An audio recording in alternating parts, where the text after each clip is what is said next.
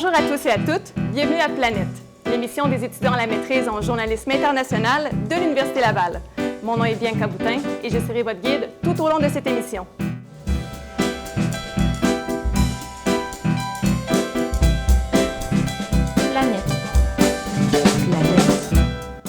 Planète. Aujourd'hui à l'émission, nous vous parlerons entre autres de l'Arctique. On plonge dans l'infiniment petit pour comprendre son rôle dans l'écosystème planétaire. La cuisine se découvre une nouvelle vocation, la mise en scène. L'artiste Félix Girard s'entretient avec nous de nouvelles méthodes d'exposition qui ont fait leurs preuves. Une étudiante française nous raconte sa visite d'un site mythique situé en Tunisie.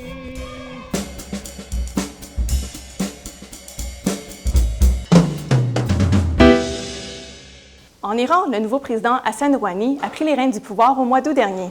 Rabea Kabaj s'est intéressée à la question. Bonjour Rabea. Bonjour. Le nouveau président Hassan multiplie les gestes d'ouverture envers la communauté internationale. Oui, effectivement, pour ne citer qu'un exemple, la conversation téléphonique qu'ont eue en septembre les présidents Obama et Rouhani est véritablement historique, puisqu'on n'avait pas vu un tel rapprochement entre les deux États depuis la révolution islamique de 1979. Et pouvez-vous nous dire, Rabea, à quoi peut s'attendre le peuple iranien de ce nouveau président que l'on dit plus modéré? Justement, face à cet enthousiasme que suscite le président Rouhani à l'étranger, et comme on ne parle peut-être pas assez des attentes de la population iranienne elle-même, nous nous sommes penchés sur cette question. On écoute votre reportage. En 2009, la communauté internationale redécouvre le peuple iranien en rébellion. Ce mouvement vert a constitué la contestation la plus importante qu'ait connue l'Iran depuis la révolution islamique de 1979.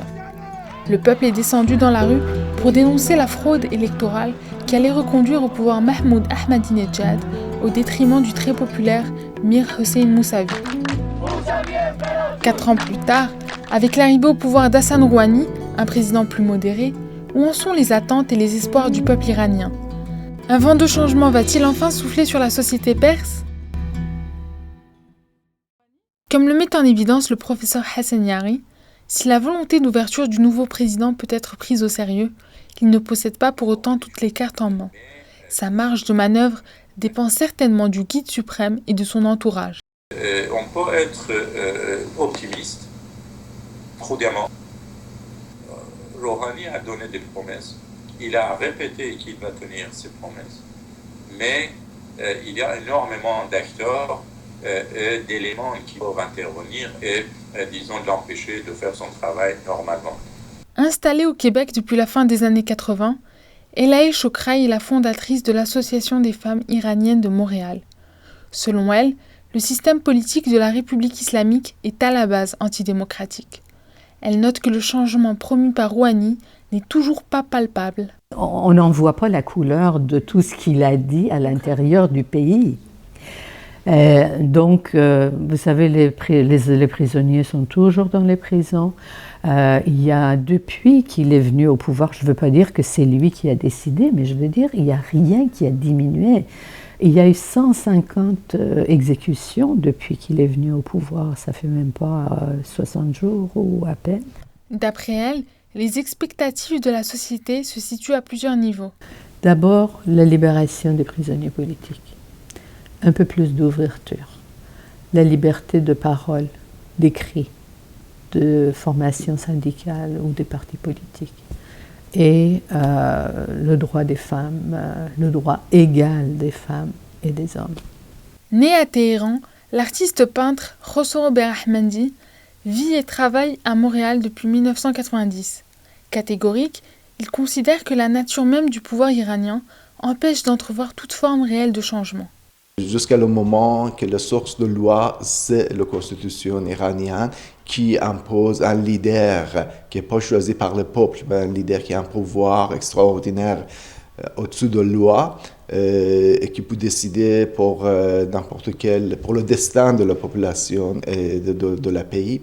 Jusqu'à le moment qu'on a ce problème, on ne peut pas attendre pour un grand changement. La mainmise du pouvoir sur la société civile est très forte en Iran.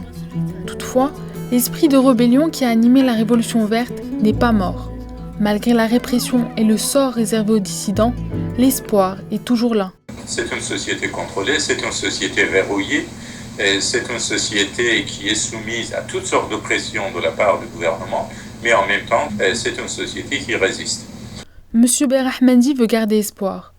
Pour lui, la République islamique ne sera qu'un épisode dans l'histoire iranienne. C'est un pays qui a une histoire de plusieurs milliers d'années. Et je ne crois pas que les 30 ans d'existence du régime islamiste peut changer énormément cette caractéristique, cette culture, ce passé. La communauté internationale voit dans l'arrivée du président Rouhani un signe d'assouplissement et d'ouverture du régime iranien. Mais la teneur réelle du changement que cela va apporter au peuple est encore incertaine.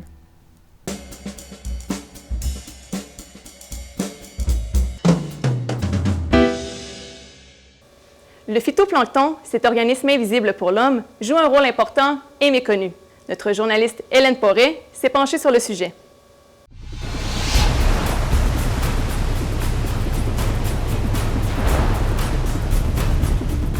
Une soixantaine de scientifiques parcourent 25 000 km en Arctique depuis mai 2013 dans le but d'étudier le plancton.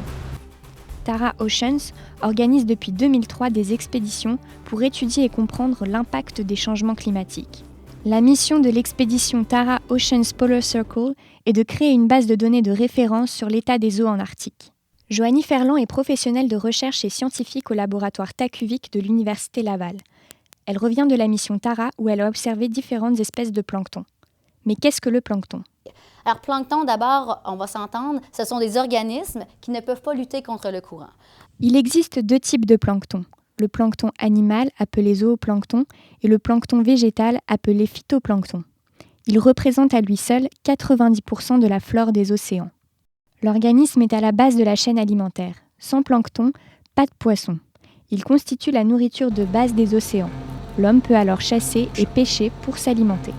Un deuxième service que le plancton nous rend indirectement à l'homme, c'est la production d'oxygène. Si on considère la surface que les océans couvrent, il y a beaucoup plus de surface de mer que de terre. Alors le plancton joue un rôle important en comparaison également avec les forêts, par exemple. C'est les forêts de nos océans. C'est un écosystème fragile. Selon Marcel Babin, chercheur océanographe et spécialiste du phytoplancton, l'activité de l'homme entraîne l'acidification et l'eutrophisation des océans. C'est dans l'agriculture qu'on en retrace les origines. Les engrais utilisés s'infiltrent dans les milieux marins et engendrent une production d'algues au bord des littoraux. Donc ça, c'est une pollution énorme qui agit entre autres sur le phytoplancton et qui abîme complètement l'écosystème parce que quand il y a ce type de croissance massive, la décomposition de ces algues conduit à un appauvrissement, voire une disparition de l'oxygène dans l'eau, ce qui fait mourir à peu près tous les animaux qui dépendent de l'oxygène. L'expédition scientifique Tara souhaite par cette mission sensibiliser la société aux enjeux écologiques. Greenpeace rappelle que le réchauffement climatique est une urgence confirmée par la communauté scientifique. Et également, on voit au niveau du réchauffement planétaire, encore une fois, l'être humain en est grandement responsable. On voit un réchauffement 2 fois plus accentué en Arctique, donc 2 fois plus rapide en Arctique que la moyenne mondiale. Et toutes les prévisions vont en ce sens. Donc d'ici 2100, on parle d'un réchauffement en Arctique de 7 à 11 degrés Celsius.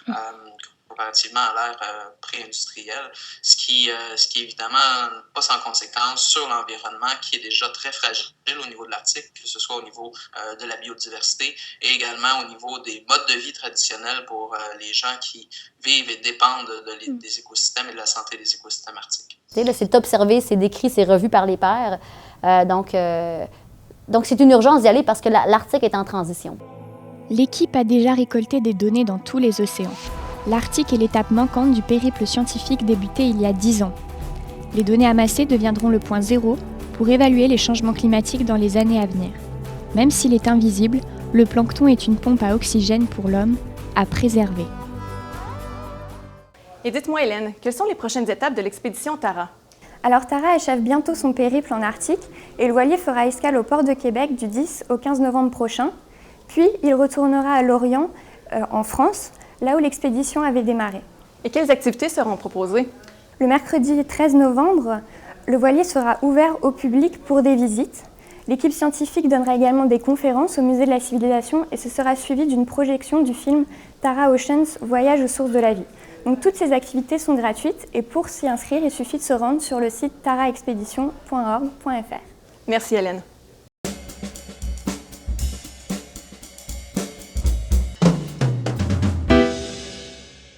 L'industrie du jeu vidéo est en plein essor aux quatre coins de la planète et le Québec n'y fait pas exception. De grandes entreprises internationales viennent prendre niche dans la province. Maxime Mariage, vous êtes intéressé à la question.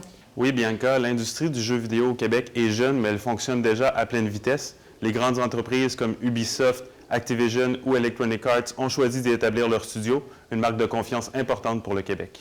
Mais pourquoi ces entreprises choisissent-elles le Québec? Eh bien, selon nos recherches, plus d'un facteur explique ce choix, entre autres les mesures de fiscalité avantageuses qu'offre le Québec. Je vous laisse regarder notre reportage. L'industrie du jeu vidéo est une priorité pour le gouvernement québécois. La première ministre Pauline Marois a fait l'annonce d'un investissement de près de 400 millions de dollars chez l'entreprise française Ubisoft. Les travailleurs québécois en profiteront puisque 500 nouveaux postes seront créés à Montréal. L'industrie du jeu vidéo au Québec prend de l'expansion à une vitesse phénoménale. Elle compte aujourd'hui 7 fois plus de travailleurs qu'en 2002. L'an dernier, la progression de l'emploi a été plus de 10 fois supérieure à celle de l'ensemble de l'économie québécoise.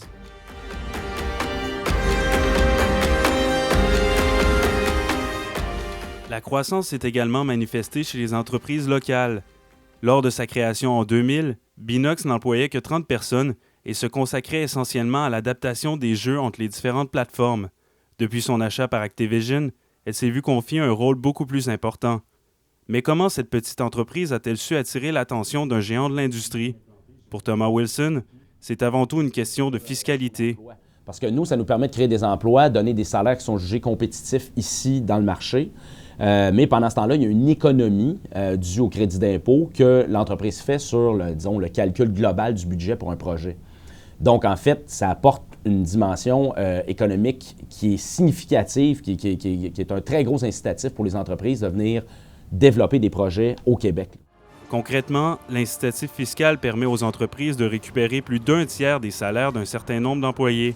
En 2012, l'ensemble de l'industrie a récupéré 128 millions de dollars grâce au crédit d'impôt pour la production de titres multimédia.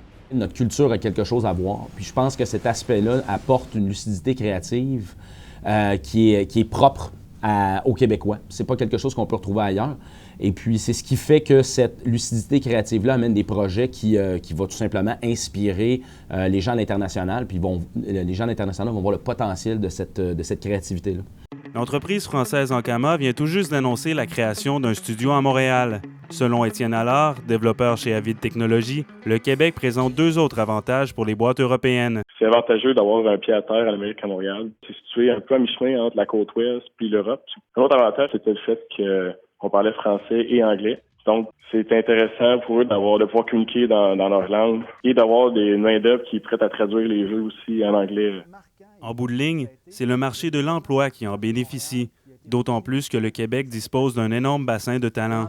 Étant donné que la demande de main-d'œuvre est allée en croissant de manière très rapide, plusieurs entreprises se sont assises avec les écoles, ont formé des partenariats pour développer des programmes et également inciter leurs employés à pratiquer le métier d'enseignant, de professionnels bien sûr, mais d'enseignants dans le domaine du jeu vidéo, de sorte qu'aujourd'hui, nous avons une multitude de programmes dans les écoles à tous les niveaux, des AEC, des DEC, des diplômes universitaires, ainsi que des maîtrises maintenant. Donc, cette offre... Et 2013 s'annonce bien. On prévoit une croissance de 5 à 10 % des effectifs.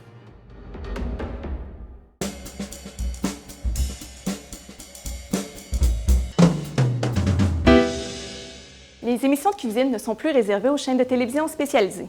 Elles font désormais partie intégrante de la programmation généraliste, et ce, même aux heures de grande écoute. Le phénomène Marie-Ève Trudel est international. Oui, Bianca, prenons l'exemple de l'émission Top Chef qui est diffusée en France et en Belgique. L'audience de lancement a toujours été croissante entre la première et la quatrième saison. Elle a culminé en 2013 avec plus de 3 600 000 téléspectateurs. Au Québec, la même chose, l'émission Les Chefs, qui est diffusée à Radio-Canada, s'est méritée le Gémeaux de la meilleure télé-réalité. La tendance est bien réelle, mais est-ce que les gens mangent mieux? Voilà, Bianca, vous mettez le doigt sur un point important parce que l'engouement que l'on constate pour les émissions culinaires n'est pas le reflet du comportement du consommateur. Alors, les plats préparés seront souvent privilégiés au détriment des produits frais. Au Québec, l'Institut national de santé publique remarque que cette tendance est davantage marquée chez les jeunes adultes, un groupe qui consomme d'ailleurs beaucoup de restauration rapide. Alors, le raffinement que l'on constate derrière l'écran n'est pas tout à fait le reflet de la réalité. On vous écoute. Voici Daniel Vézina et nos deux grands finalistes de l'édition 2013 des Chefs. C'est dans l'air du temps. Les émissions culinaires à la télévision ont énormément gagné en popularité ces dernières années. Jean-Luc Boulay, chef du restaurant Le Saint-Amour à Québec, incarne bien le phénomène. Celui qu'on voit à l'écran depuis le début de la série Les Chefs est témoin de cette évolution marquante. Québec, en 20 ans, ça a pris une ampleur incroyable gastronomique. L'évolution gastronomique s'est accélérée avec la diffusion des émissions de cuisine. Mais comment expliquer cette popularité? Il y a des émissions, c'est plutôt la compétition. Donc, on écoute pour le critique, puis pour voir est-ce que quelle personne va réussir. Mais il y a également quelques émissions à peine, je dirais, qui sont vraiment là pour l'enseignement. Cet engouement a des répercussions bien réelles dans la société. Suffit de s'éloigner un peu de l'écran pour en mesurer toute l'ampleur. Les librairies regorgent de livres de recettes et d'accessoires inspirés des émissions de cuisine. Un autre impact est palpable. On leur fait découvrir des produits, puis on leur donne le goût de cuisiner. Et ça, c'est important. Cette envie de cuisiner, Linda Laverdière l'a justement développée en regardant les émissions de cuisine. On mange avec les yeux, fait que ça donne le goût d'apprendre, d'en faire chez nous. Mais c'est de le reproduire, c'est pas évident parce que les émissions, c'est fait vite. On n'a pas les techniques, fait que c'est fun de pouvoir suivre les cours pour apprendre les techniques pour pouvoir en faire. Ils sont d'ailleurs de plus en plus nombreux à le faire. On voit justement une augmentation du nombre de cours qui se donnent. Mes collègues qui donnent des cours de cuisine, ils sont pleins un an d'avance.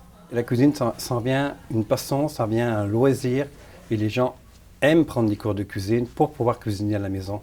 Simon Martel est bien placé pour prendre le pouls de cette évolution. Il fait le même constat.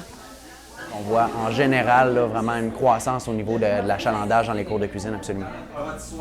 Ça arrive souvent que les gens veulent reproduire, exemple, des choses qu'ils ont vues à la télévision. Donc les gens disent « mais j'ai vu telle personne à la télévision faire telle chose » ou « j'ai vu une autre personne faire une chose de telle façon, est-ce que c'est bon? » Ils veulent venir valider aussi ce qu'ils voient. Si c'est le cas de certains, ce n'est pas le cas de tous, nuance la spécialiste en sciences de la consommation. Ça donne envie de goûter au résultat. Il voit ça puis il dit « Ah, ça doit être bon. J'aimerais goûter à ça. » J'aimerais goûter. Je ne me dis pas « J'aimerais le faire. » Les émissions de cuisine ont contribué à valoriser le métier de chef cuisinier. Les gens maintenant, comme ils présentent leurs enfants de 9-10 ans, et puis ils disent qu'ils veulent devenir chef de cuisine. Et il y a 20-30 ans, il a reçu une claque. Non, tu vas à l'université, tu vas devenir médecin, avocat ou dentiste. Alors que maintenant, mon jeune veut devenir chef cuisinier, mais les parents sont fiers, ils sont contents. C'est pas du tout le même phénomène pas le même discours qu'il y a 20 ans. Et tant mieux pour la gastronomie, parce que vous savez, la bouffe, c'est rassembleur, c'est réconfortant, c'est tout ça la nourriture. Et pendant que les émissions culinaires continuent à connaître un grand succès, se nourrir devient un réel plaisir, bien au-delà du besoin fondamental.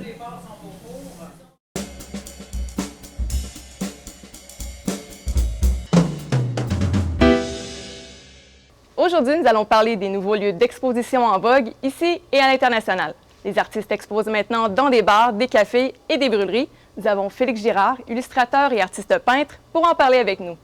Bonjour, M. Girard. Bonjour. Pouvez-vous nous parler de la nouvelle tendance des artistes à exposer dans des lieux publics?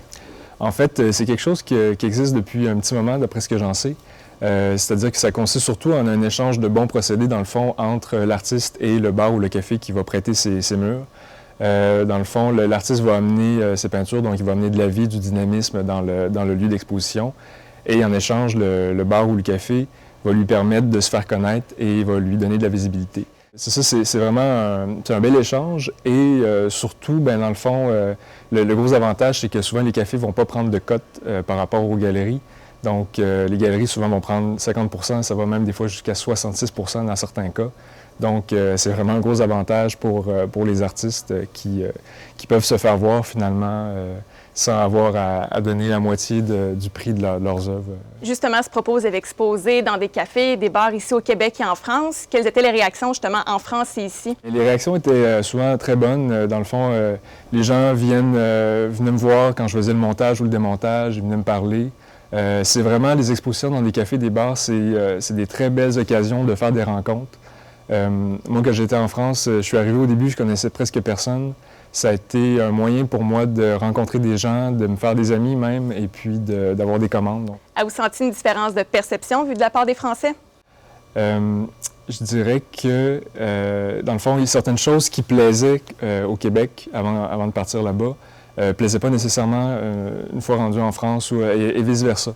Donc, c'était pas exactement les mêmes choses qui plaisaient. Et ça, durant l'année que j'ai passée là-bas, il a fallu que, dans le fond, il a fallu que je fasse un certain processus pour comprendre qu'est-ce que les gens aimaient, qu'est-ce que les gens n'aimaient pas. Et puis, on peut faire un parallèle, dans le fond, avec apprendre une nouvelle langue ou un nouvel accent. Moi, quand je suis arrivé là-bas, en étant québécois, au début, il fallait souvent que je répète plusieurs fois les mêmes phrases pour arriver à me faire comprendre. Évidemment, ce n'étaient pas les mêmes expressions. Il y avait certaines choses qui ne se disaient pas de la même façon. Donc, durant l'année, j'ai appris finalement ces expressions-là. Et parallèlement, avec la peinture, c'est la même chose. J'ai appris, dans le fond, les choses qui plaisaient au public français. Et puis, j'ai intégré ça à mes peintures. Et qu'est-ce que le public français aime? Le public français, bien, je ne peux pas parler du public français général. J'étais seulement à Lyon. Mais, disons, à Lyon, j'ai remarqué qu'il y avait plutôt une espèce de goût pour je dirais, le classique. Je ne sais pas comment expliquer ça autrement, mais c'est ça, il y a certaines choses qu'ils aimaient, d'autres choses qu'ils n'aimaient pas du tout, et puis la ligne était très mince, là, je dirais. Pensez-vous qu'il est plus bénéfique d'exposer dans des cafés, par exemple, ici au Québec ou à Lyon, comme vous avez fait dans le passé? C'est pas plus bénéfique. En fait, vraiment, le fait d'exposer dans des cafés et des bars, ce que ça nous apporte, c'est des contacts avant tout, puis c'est une façon de communiquer avec le public. Donc, ça peut se faire n'importe où, tant qu'on a, comme je disais, le bon langage. Et puis, en fait, c'est ça, les expositions dans les cafés et des bars, c'est vraiment des lieux d'expérimentation qui sont très intéressants. C'est-à-dire que c'est presque des laboratoires où on peut voir en direct les réactions que vont avoir nos créations sur les gens. Donc, on peut essayer plein de choses, on voit vraiment ce que les gens en pensent. Les gens viennent nous voir pour nous le dire. Pensez-vous que les Québécois consomment l'art d'une manière différente que justement le public français que vous avez côtoyé? Oui, je pense qu'il y a, dans le fond, ils vont consommer l'art différemment et surtout, ils ne vont pas choisir les mêmes choses nécessairement. Je dirais qu'il y a quelque chose que j'ai remarqué qui était similaire un peu partout dans le monde, c'est que souvent, les gens aujourd'hui ne se permettent pas nécessairement de se faire confiance quand vient le temps d'acheter une œuvre d'art. C'est-à-dire qu'il y a beaucoup de gens qui sont un petit peu néophytes là-dedans, qui se disent que acheter une œuvre d'art, c'est réservé à une certaine élite, qu'il faut avoir des connaissances spéciales en art pour être capable d'apprécier une œuvre, ce qui est pas du tout le cas en fait. Puis moi, dans ma démarche, c'est vraiment quelque chose que j'essaie de briser. Puis je trouve que les expositions dans les cafés, ça permet ça surtout. D'ailleurs, moi, il y a une chose dont je suis assez fier, c'est que il y a beaucoup de gens qui quand achètent une de mes peintures, c'est la première fois qu'ils achètent une œuvre d'art. Et puis, c'est vraiment, pour eux, ils me disent, ben c'est seulement parce que je me suis senti touché, j'aimais ça. Donc, je me dis, ben peut-être que cette personne-là, par après, va continuer d'acheter des œuvres d'art, va se donner la permission de le faire. Merci, M. Girard. Nous vous rappelons que Félix Girard est illustrateur et artiste peintre. Il expose notamment dès la semaine prochaine à Montréal sur le boulevard Masson chez Baptiste, ici à Québec, pour aller voir ses œuvres au Café du Clocher Penché.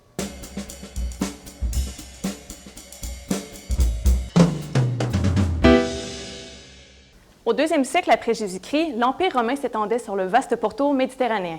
On en trouve encore aujourd'hui des vestiges jusqu'en Tunisie. Margot Castader-Aisoberi, vous avez été fascinée par l'ancienne cité antique de Carthage. Oui, Bianca, il faut rappeler que maintenant, Carthage est une banlieue de Tunis, mais du 2e au 5e siècle après Jésus-Christ, c'était la capitale de la province d'Afrique de l'Empire romain.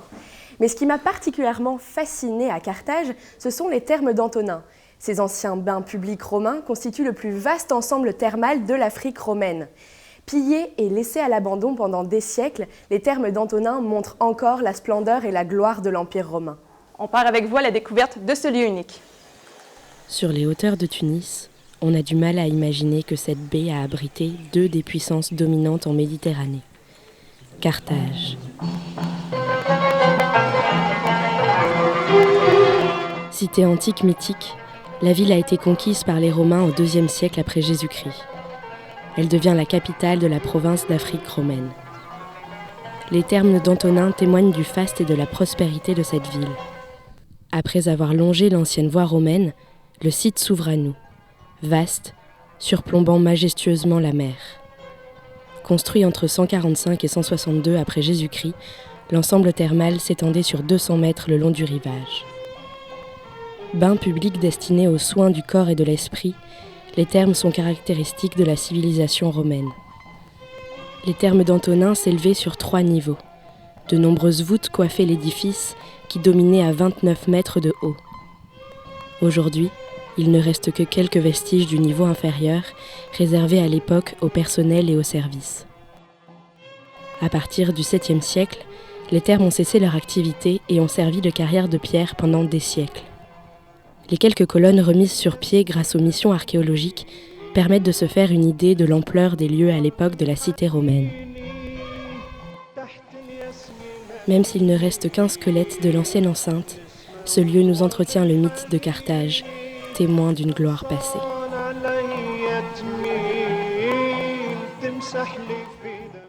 Voilà ce qui complète l'émission d'aujourd'hui. En attendant la prochaine édition de Planète, consultez notre page au www.facebook.com/Planète TV 2013.